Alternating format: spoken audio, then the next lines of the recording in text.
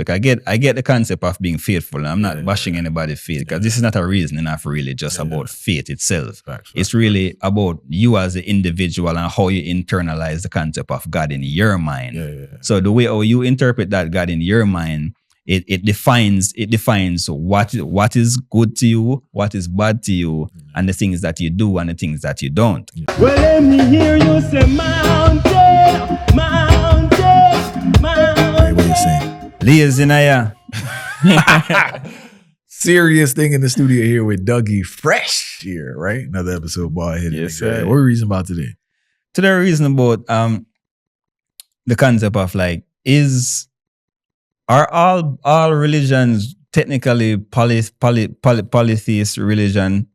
Does everyone really practice polytheism? Because really when we think about it, right, human beings are always evolving. All right.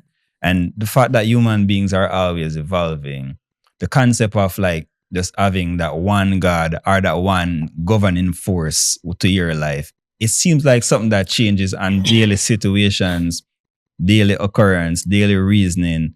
Every single fiber of you as a human being will neglect the concept or the concept of your God, but then you will go back to that eventually because that's your overall belief. Yeah, I like to hear what you have to say because historically, obviously, God changes based on the politics of the time, based on the region, based on the time.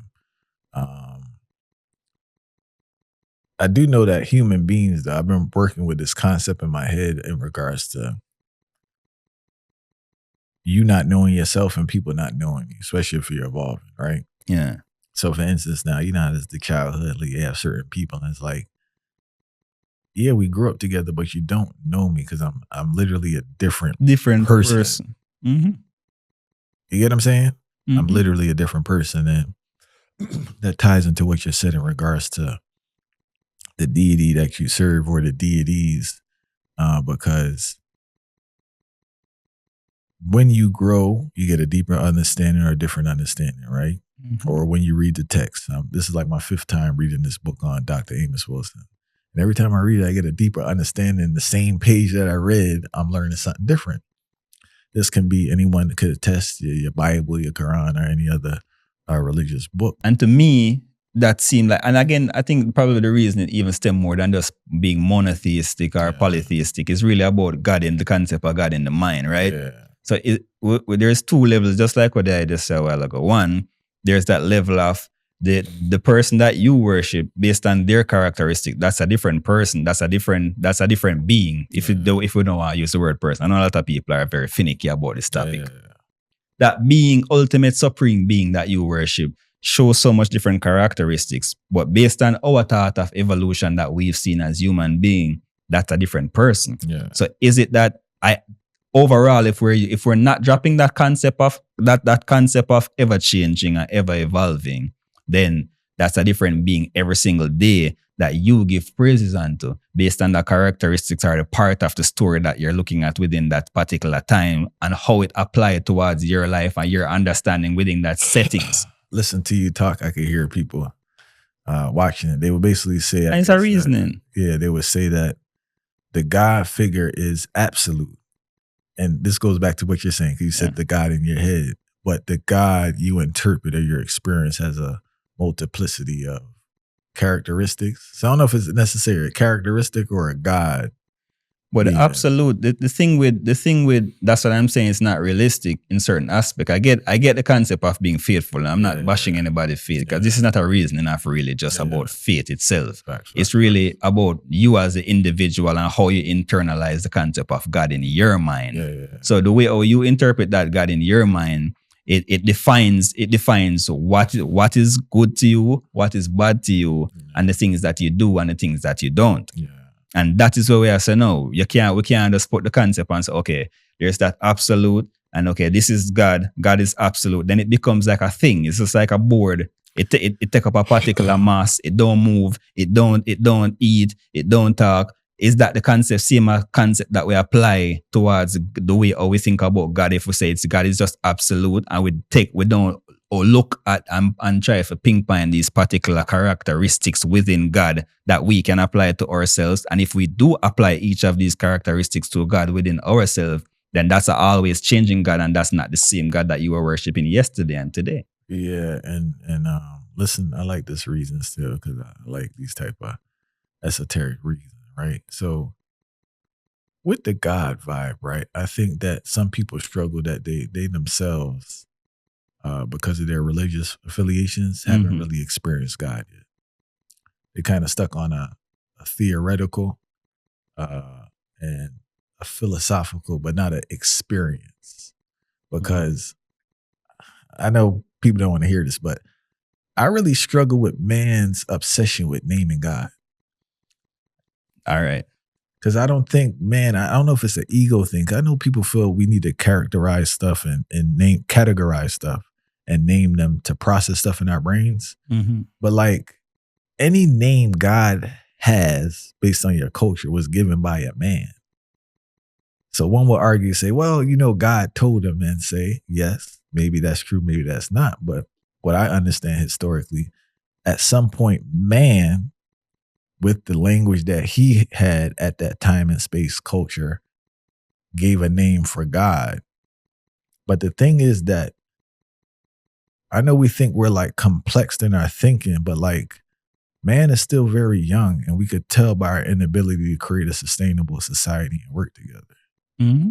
So I don't think man has the capability of fully understanding the energy, the thing we refer to as God.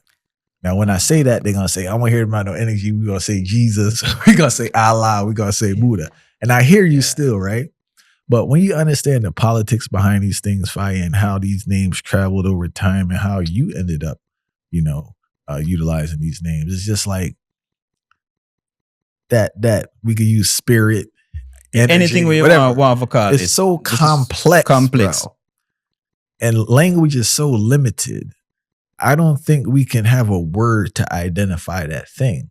And why do we need to identify that? That's the thing I'm trying to figure out. So we do in terms of, as I say, for the sake of communication, right? Yeah. So if we're communicating, so now we're going to break down the concept. Now we're going to break down the concept of why man created even the created God. Because if you think about God, you've never heard of God outside of humanity. Yeah. So anything you hear about God, you hear from a man. Man created God. Yeah. That's what I say. All right. People don't like what I say. Yeah, but it's a reality. Yeah. Man have to create God, because if man don't create God in him psyche, then him can't understand it. Yeah. The cycle, we say God create man. But if you think about God creating man, God creating the man in the mind of a man. Yeah. You understand? So and it's not diminishing. We're not diminishing the respect that anybody have for the concept of God. But if we think about it and break it down to the most deepest level that we can think of, God entails a whole bunch of different characteristics and traits and different activities and beings and buildings. Like what we talk about, okay, like for example, most people familiar with Christianity due to the Western mindset, right? And we think about the 7 days to build the earth and all of these different things. Yeah. And in the beginning, God said this and God said that. When we think about all of these constructs, there's so much different elements, even from you have certain people who strictly believe in a science. There's so much scientific processes that go into this, which is a reality, that go into this.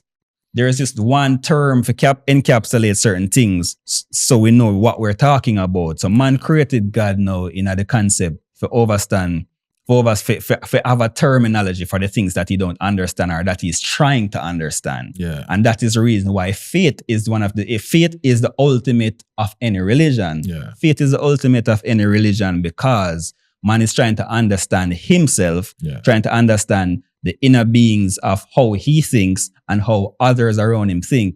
And then what is more better than putting that into one terminology and then using this terminology to define the direction of how you see life and how others around you see life. Because remember, you can even have any religious institution and everybody, to me personally, see a different God. That's why I think there are millions of gods. That's my perspective of how God comes into being.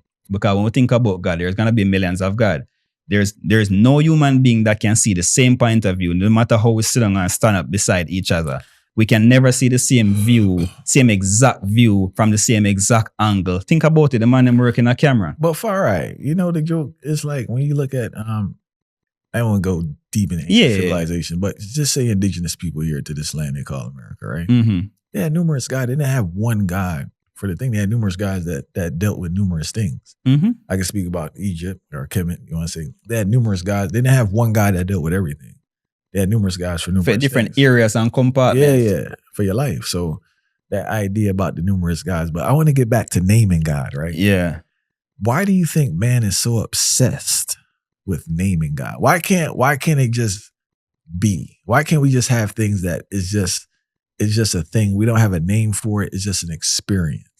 One, because human beings are naturally complex. Yeah. That's complexity of human beings is one that is still being studied, and there's different new revelations that are being unfolded as we speak right now. Even just through this reasoning alone, there's complexities that we will introduce that many will oppose, and that causes further complexity towards the human structure.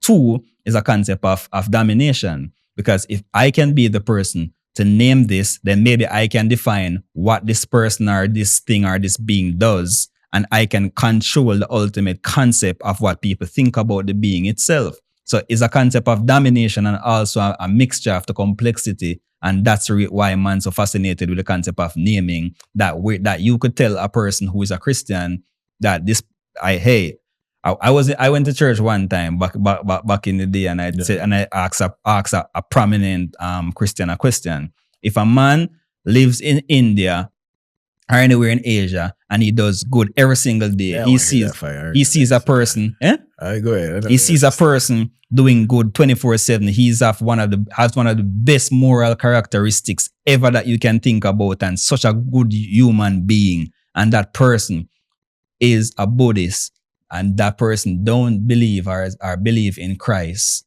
as you would see fit based upon your religion.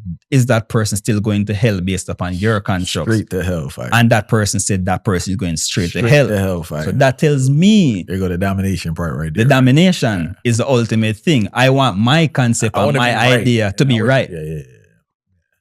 And I think that man's ego or man's insecurity fuels what you were saying. And also too, though, it limits the experience with that being that they're talking about. So we're more on a theory and using it for their intentions instead of the experience. And that's what I noticed, that people who experience, whatever name you want to give it, have a different understanding and a different not compassion, tolerance toward other people's experience, because we're all kind of leading to the same thing, whatever name you want to use. But once you tapped in, you tapped in. And I think people need to spend time. First of all, people who probably deep in the thing, no one listen to it. But those out there, I think you need to try to experience whatever you're into. Try to experience it and try to experience that energy. I think we need to move from this theory. We need to move from the scriptures, and we need to be more tapped into experiencing that. And that's why I'm respect Malcolm X. Whatever you're dealing with, you know? Because Malcolm X, the reason why I can respect, I'm going to say it all the time, Malcolm X is one of my greatest idols because of this. Malcolm X created the OAAU. Malcolm X said that was not enough. Yeah. He had to create the Muslim Mosque Inc. Yeah. Because religion is and he mentioned every man's religion is personal. Yeah. And if man's religion is personal, what does that tell you about the construct of God? Yeah. Construct of God has to be a personal thing. But now when we go on a personal level, does all man see the same, see eye to eye from a personal level? That the answer is obvious. That's a no. So if religion is personal and concept of God is personal, and all man don't see eye to eye on anything personal, then how can we just think about it as just this absolute and one God? Then there must be more to it than this one absolute concept of God. So when we think about it now, like me personally, most people can't do this.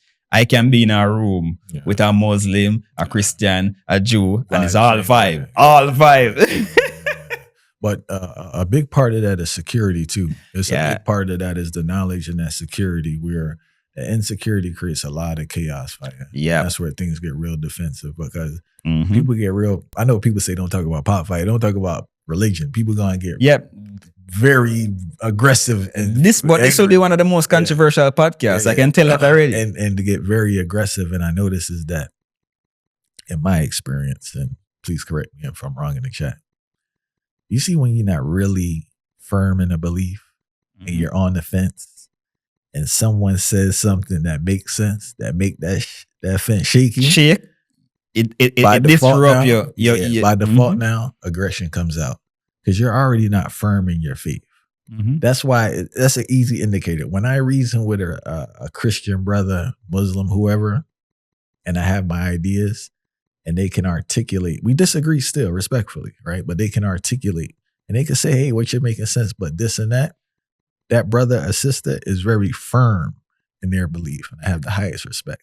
Well, my question when you finish a point from our question for you. Yeah, but when you reason with someone, when they default and say because God said it, or they get into all this emotional excitement, that let me know that what I told you is shaking. Yeah, that disrupts the original foundation. Because why? If you're firm in it, a man not deviating, you go tell certain people, you know what I'm saying? I'm going to get into that, but ask your question. Yeah, my question really is like, all right, so you mentioned, all right, say we think about the ultimate religious enthusiasts who actually listen to what you have to say, and so that makes sense. You realize what you say after that, but why do you think that person, even knowing that whatever makes sense, you say makes sense to them, but the thought process that they have in having God, it allows them to say but? Why do you think there's always a but, regardless of even if a person agrees with the point that is being brought across? Well, there are numerous things. Obviously, ego plays a role, repetition. And also, too, man, you have to remember with the religious vibe, I notice is that some people put so much work into this thing, right? So it's like, even though they know that's like if you talk to some people in private, like especially church people, let's use Christianity. They're not getting anything from church, but they'll tell you they're not getting anything. They don't even believe it, but it's just so embedded in them. It's embedded in their character, how people see them. So it's just like, they don't have time to like build up something else. They're just going to work with this. It's like intellectual laziness at a certain aspect, right? The buck comes from the ego, right? And also too, now, if I don't have it, what do I replace it with? Yep. That's the next thing. That's just with anything. Yeah, that's big reasoning. That's with anything in life, like ideas or habits, like you need something to replace it with. And I think that's one of my biggest issues with the critique of religions, where people need to be more patient to say, whether they're knowledgeable or not, they're so bought into this thing. It's like, or put so much work into convincing themselves about this thing.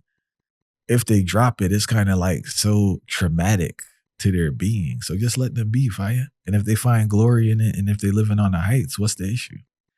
That is the thing, though. See, that's how I view the religion thing now. Like, it's not like, yo, if a person is dealing whatever they're dealing, but if they're truly living on the heights and truly committed, who am I to say anything, fire? Yeah, I may disagree, but if you're committed to this thing and it's making you courageous, right? It's challenging you to be a better person. You have a high moral aspect. Continue doing what you're doing, fire. Well, I don't have no issue with it. All right. That bring about the whole domination concept again. You see, come to the whole thing, and that's why I tell people all the time, say, you see, this personal thing, stick to the personal thing when it comes to the concept of God in your mind, but you have to relate it back to your characteristics, your traits, and where you are at this particular time in life, and don't keep it just as the absolute concept and the idea of God is what I think gets most people down, and that's the reason why most people battle with the concept of religion so much, even if they say they believe it. And again, when we think about belief, a belief has to be personal. Yeah. There's no way that you can have something that says belief, but it's not personal. And that's why I tell people you can't force anybody into religion, because you can't force somebody into a belief. That person has to feel that belief, feel something in order, and experience in order to believe it. You know what I say? Because it's not like you just know, because we can talk and you can ask me then, how was life created? Yeah. Are we going to have a long, big debate? But I can look on you and I can give you a simple answer. People ask me all the time and we run joke about it. Yeah. And I say, all right, where you come from then? Who created you? My mother and my father. who created your mother and Yeah. father? My mother and father. Yeah. And if you continue, there's always proof to show that, hey, my mother and my father were created by their parents created their parents, and we can go on and on. That's something that I know. Yeah. But if we talk about belief in the beginning, due to the curiosity of human nature is curious, naturally, we're curious. But we start going to this curiosity and make that curiosity the absolute, that's when it becomes kind of shaky overall, because there is no absolute that we can prove. But we can always prove within the now. And the context that we have now is that, okay, this religion did this for me. All right, here's what. I'm helping. All right, my every single Saturday, that's as an example, every Saturday, I cook food at my house. I bring it to the homeless and feed the homeless. Oh, I was inspired by what I saw Jesus did. Just an example. That to me, within the know, is that we are grateful that the concept of Jesus could inspire you to go feed the homeless. Yes, I say? That's the context. What does this thing you identify with inspire you to do? Yes. What does this thing you identify with give you strength to do? Mm-hmm. And what does this thing you identify with give you discipline not to do? Not to do. Yes, You get what I'm saying? One more thing I want to add there too is that with the religion, because we talking about religion, but we had a spiritual aspect, right? But with the religion thing too, for a lot of people, we delve in too deep because it really is tribalism at the end of the day. They just want to be a part of something. Yeah. You're either born into it or it's kind of you see it. And that's the base of it. It don't really go much deeper. No, much deeper than that. You want to be a part of it. It's a social community event. Mm-hmm. For my people that's there on the deeper heights, then it's just like, because I remember a Brayton was telling me basically you can't get to morality without religion, right? And I said, wow, so that's crazy. But anyway, I encourage people listening here too. Whatever that thing is you're dealing with, tap into that thing on a daily basis and really become a part of that energy and really understand that energy for yourself. Not on no text, not what no pastor told you. Pastor told you, yes. Experience it for yourself, the duality of the experience, and let that thing or grab onto that infinite energy, whatever name we use, God or whatever you want to use. But we can't deny there's infinite energy out here fighting. Yeah. So I advise that you tap into that thing. And tap into it and let it lead you on your journey that you could be to the highest level you could be within this time and space. Yeah. Try to find yourself, the ultimate you, Yeah.